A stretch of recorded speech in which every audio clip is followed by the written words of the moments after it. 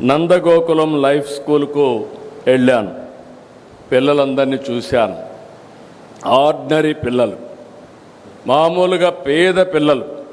ఆ పిల్లల్ని తీసుకొచ్చి ఈడ ట్రైనింగ్ ఇస్తున్నారు, బాగా ఇది చేస్తున్నారు.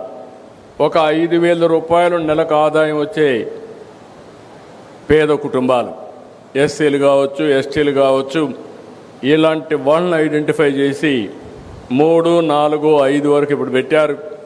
అప్ టు 10th వరకు తీసుకుపోయే పరిస్థితి వస్తున్నారు.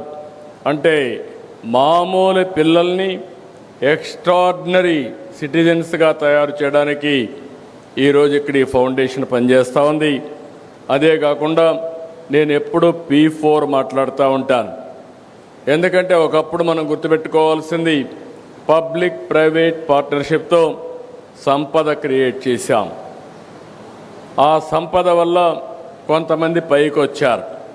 ఈరోజు పైకి వచ్చిన వ్యక్తులు తిరిగి సమాజానికి ఇవ్వాల్సిన అవసరం ఉంది. ఆ సమాజానికి give back to the society.